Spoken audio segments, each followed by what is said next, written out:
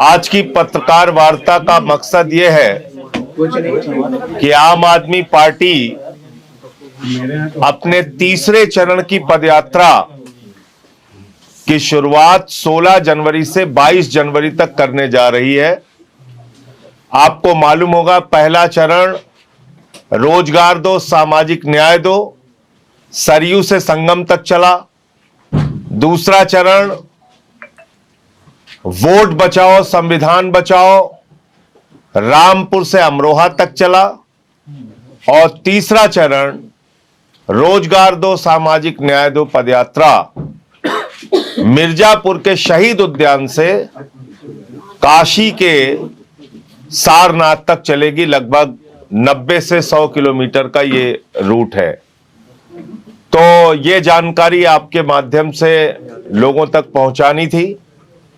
आज उत्तर प्रदेश में जिस तरह से लोक सेवा आयोग के सामने प्रयागराज में नौजवानों का, छात्रों का, बेरोजगारों का प्रदर्शन चल रहा है, जिस तरह से उत्तर प्रदेश में एक के बाद दूसरा पेपर लीक हो जाता है या हाई कोर्ट से स्टे हो जाता है या सुप्रीम कोर्ट से स्टे हो जाता है या हाई कोर्ट से कोई छात्रों के हक में फैसला आता है तो सरकार सुप्रीम कोर्ट चली जाती है। यह जो पूरा खेल रोजगार के नाम पर हो रहा है, बेरोजगारों के साथ जो धोखाधड़ी का काम हो रहा है, उस मुद्दे को हम इस यात्रा के दौरान उठाएंगे। लेखपाल की परीक्षा का पेपर लीक, दरोगा सिपाही की परीक्षा का पेपर लीक, पीसीएस जे की परीक्षा का पेपर लीक, और जो परीक्षाएं हो रही हैं उसमें आरक्षण का घोटाला कर दो, यानी कोई ना कोई गड़बड़ी कर दो जिसके कारण से नौकरियां ना मिलने पाए नौजवानों को। 69,000 शिक्षकों की भर्ती में ओबीसी का आरक्षण खा लिया। बांदा विश्वविद्यालय की भर्ती में ओबीसी का आरक्षण खा लिया। लखीमपुर कोऑपरेटिव बैंक की भर्ती में ओबीसी का आरक्षण खा लिया। पशुधन विभाग के भर्ती में वहां पे आरक्षण खा लिया। तो सामाजिक न्याय का जो मुद्दा हम उठा रहे हैं उसके पीछे सबसे बड़ी वजह यह है कि आरक्षण जो ओबीसी का, एससी का, एसटी का संवैधानिक हक है, वो किसी बीजेपी के द्वारा मिला हुआ हक नहीं है, संविधान के द्वारा मिला हुआ अधिकार है। उसमें भी गड़बड़ी और घोटाला उत्तर प्रदेश के अंदर हो रहा है। और साथ ही साथ कभी हम देखते हैं पासी समाज के बुजुर्ग को पेशाब चटवाई जाती है, कभी हम देखते हैं कथावाचक की चुटिया काट ली जाती है, कभी हम लोग देखते हैं कि एक सीआरपीएफ के जवान को घोड़ी पे नहीं चढ़ने दिया जाता। ये तमाम सामाजिक भेदभाव की घटनाएं उत्तर प्रदेश में हो रही हैं। तो ये सारे मुद्दे भी हम लोग इस यात्रा के दौरान उठाएंगे। और एक बड़ा वर्ग जो बेरोजगारी से इस वक्त त्रस्त है, वो चाहे बुनकर समाज का हो, वो चाहे रेहड़ी पटरी वाले हों जिनकी दुकानों पर बुलडोजर चला दिया जाता है, वो चाहे रोजगार सेवक हों, आशा बहुएं हों, आंगनबाड़ी हों, शिक्षा मित्र हों, 8वां पेंशन के लिए जूझ रहे लोग हों, जो लोग भी अपने हक के लिए, अधिकार के लिए, रोजगार के लिए संघर्ष कर रहे हैं, अपने आप को नियमित करने के लिए संघर्ष कर रहे हैं, या जो सरकारी कर्मचारी हैं और बाद में पेंशन के लिए संघर्ष कर रहे हैं, मैं सबका आह्वान करता हूं, आइए इस यात्रा से जुड़िए। हमारा मिस्ड कॉल नंबर वही है जो पहले की 2 यात्राओं में था, 750004 0004 750004 0004। तो इस नंबर पर मिस्ड कॉल देकर और 8588 41358 पर कॉल करके आप यात्रा का हिस्सा बन सकते हैं, यात्रा के साथ जुड़ सकते हैं और इस यात्रा को लोग कामयाब बनाएं और उत्तर प्रदेश की सरकार मजबूर हो लोगों को नौकरियां देने के लिए, उनके मुद्दों पर ध्यान देने के लिए।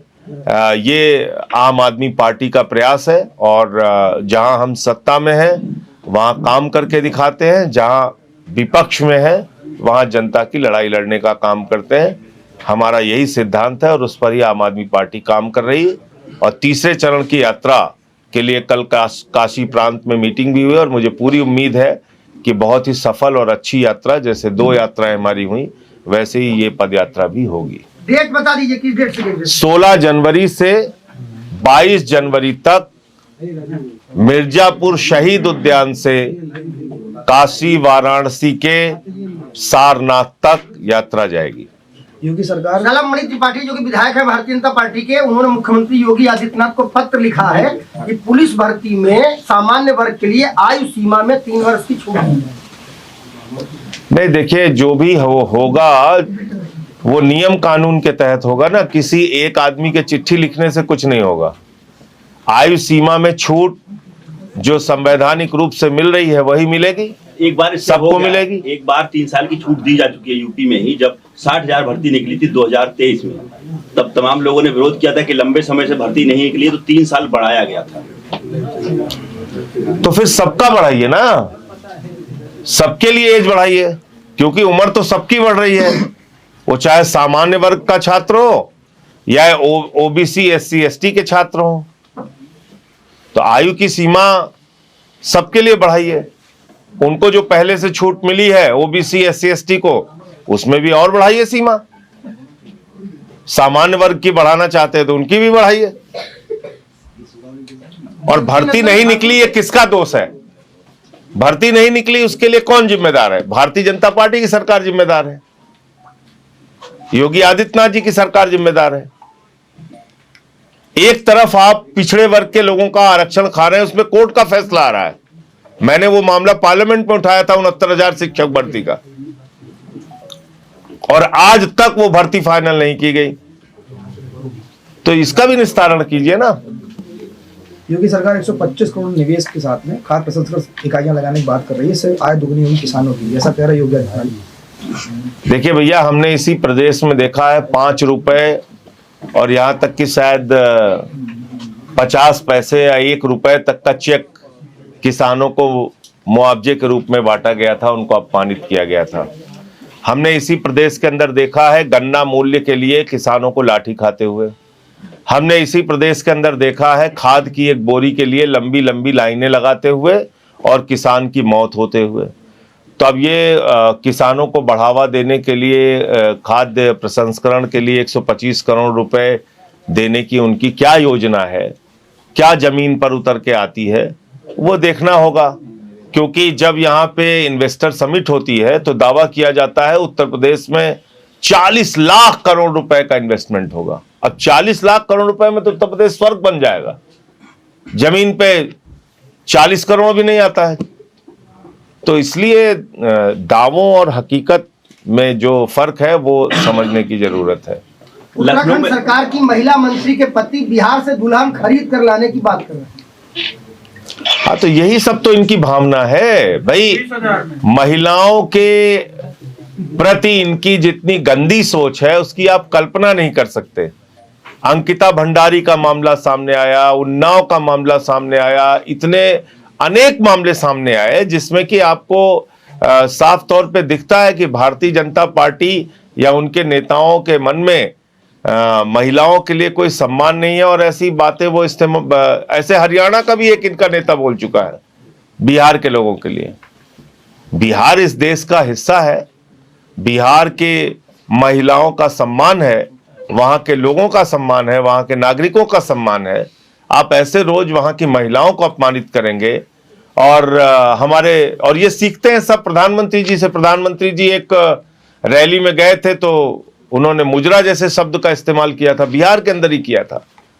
अभी 3-4 दिन पहले का एक वीडियो आया है गाजियाबाद का, उसमें बेचारे बिहार से करीब 15-17 साल से आके लोग वहां रह रहे हैं साहिबाबाद में। अब वो बिहारी को कह रहे हैं तुम बांग्लादेशी हो। और उत्तर प्रदेश की इतनी शानदार पुलिस है उत्तर प्रदेश की, धाए धाए ठाए ठाए क्या क्या नाम इनका दिया गया है। तो धाए धाए ठाए ठाए वाली पुलिस कहती है मोबाइल तुम्हारे पीठ पे लगा रहे हैं, तुम्हारी नागरिकता पता चल जाएगी किस देश के हो। आपने मजाक बना लिया है, सिस्टम का मजाक बना दिया है। एक इनके मंत्री हैं, 20 लोग मर गए गंदा पानी पीने से, उनको शर्म नहीं आती। नगर विकास के मंत्री हैं कैलाश विजयवर्गीय जी, इंदौर में, उनको घंटा फर्क नहीं पड़ रहा है। उनको जो है वो कह रहे हैं ये सवाल फोकट का सवाल है। ये जो मौत के आंकड़े हैं ये 30 बताए जा रहे हैं, लेकिन जो ऑफिशियल है वो 20 है, तो क्या 30 है उससे ज्यादा हो सकते हैं? देखिए, ये तो जांच का विषय है। मैं तो ये कह रहा हूं कि इसमें पूरी पड़ताल इस बात की होनी चाहिए। इंदौर देश के सबसे स्वच्छ शहरों की सूची में एक है, नंबर 1 पर है। और वहां ये गंदे पानी की शिकायत कोई एक दिन की नहीं है, ये लंबे समय से वहां इस शिकायत आ रही थी। तो अगर लंबे समय से वहां गंदे पानी की शिकायत आ रही थी, उस पे कौन कौन से अधिकारी हैं जिन्होंने कार्रवाई नहीं की, कौन कौन से लोग उसके लिए जिम्मेदार हैं, तो उन सब के ऊपर कार्रवाई तय होनी चाहिए, उनके ऊपर कार्रवाई। तो 2 अधिकारी और ये हत्या है। देखिए, एक होती है लापरवाही, एक होती है लापरवाही के कारण हत्या। लापरवाही के कारण हत्या का मामला है ये। SIR को लेके 6 जनवरी को ड्राफ्ट पोल इलेक्शन कमीशन निकालेगा। आपकी पार्टी की क्या तैयारी है? डिटेक्शंस जो भी डिलीट हुए हैं उसकी आपकी पार्टी में ऐसा कोई वॉर रूम है जिससे वो चेक करेंगे? देखिए, बिल्कुल करेंगे। और हमने अब तक सबसे आगे बढ़कर इस मामले को उठाया है। और ये बड़ी अजीब बात है कि राज्य सरकार के कर्मचारियों ने 2 काम किया। एक, ग्रामीण चुनाव संपन्न कराने के लिए, जिला पंचायत और ग्राम पंचायत BDC का चुनाव संपन्न कराने के लिए उन्होंने ग्रामीण मतदाताओं की सूची तैयार की राज्य निर्वाचन आयोग ने। इसी राज्य सरकार के कर्मचारी, इसी योगी सरकार के कर्मचारी, और उन्होंने बताया कि ग्रामीण मतदाताओं की संख्या है 12 करोड़ 69 लाख। 12 करोड़ 69 लाख। और एक केंद्रीय निर्वाचन आयोग की देखरेख में SIR चलाया गया, जिसमें ग्रामीण और शहरी दोनों मतदाताओं की संख्या का आकलन किया गया, और वो कहा जा रहा है 12 करोड़ 55 लाख। तो ये तो बड़ी मतलब आश्चर्य की बात है, हैरान करने वाली बात है कि एक ही राज्य सरकार के कर्मचारी ग्रामीण मतदाताओं की संख्या बता रहे हैं 12 करोड़ 69 लाख, और उसी राज्य सरकार के कर्मचारी जो SIR कर रहे हैं वो ग्रामीण और शहरी दोनों मिला के बता रहे हैं 12 करोड़ 55 लाख। तो शहरी मतदाता जो 4 करोड़ के ऊपर है वो कहां चले गए? वो कहां चले गए? ये तो बड़ी अजीब सी बात है, जिसके बारे में मुख्यमंत्री जी को बयान देना चाहिए आके। मोदी योगी का ऐसा करिश्मा है, 4-4 करोड़ लोग गायब हो जा रहे हैं। 4-4 करोड़ लोग, जनसंख्या नियंत्रण पता ही नहीं है। नहीं, उस जनसंख्या नियंत्रण में सब निपट रहे हैं, ये भी ध्यान रखिएगा, सबको निपटा रहे हैं। और एक बात समझिए, 1 करोड़ 26 लाख आपने शिफ्टेड की कैटेगरी में रख दिया। आपने पता किया कि जो व्यक्ति गाजीपुर का, बलिया का, सुल्तानपुर का, फैजाबाद का, लखनऊ का जो व्यक्ति जाके रह रहा है अहमदाबाद में, सूरत में, चेन्नई में या मुंबई में, उसका वहां पर वोट बना भी है कि नहीं बना है? आपने जानने की कोशिश की? नहीं की। और 1 करोड़ 26 लाख लोगों के आपने कहा कि ये शिफ्ट हो चुके हैं, तो अपने मताधिकार से ही वंचित हो जाएगा, ना यहां पे वोट दे पाएगा, ना जहां गया वहां वोट दे पाएगा। दूसरी बात, 84 या 86 लाख लोग करीब हैं जिनको आपने डाल दिया अनट्रेसेबल के कैटेगरी में, यानी मिले ही नहीं। अब ये कैटेगरी क्या है?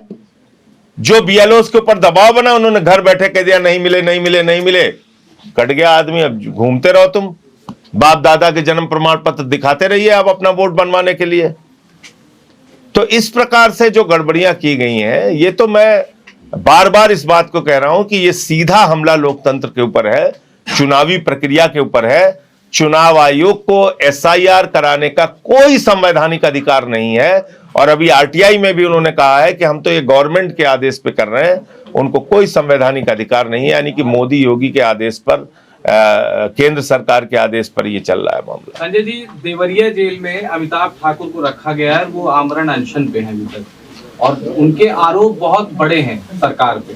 क्या देखिए, मैं ये देख रहा हूं कि उनके साथ जो एक आदमी IG लेवल का अधिकारी रहा, IPS रहा, अमिताभ ठाकुर जी के साथ बार बार ऐसी जिसको कहा जाए कि प्रशासनिक गुंडागर्दी उन्हीं के सिपाही, उन्हीं के पुलिस वाले करते हैं, और उनको फर्जी मामलों में फंसा के जेल में डाला जाता है। परेशानी ये है कि जो मुद्दा वो उठाते हैं उससे सरकार परेशान होती है। तो बजाय इसके कि उसका समाधान करें, उनके साथ इस तरह से डील करना, उनको दबाना, उनको जेल में डालना, ये बहुत ही अपमानजनक है और गलत है।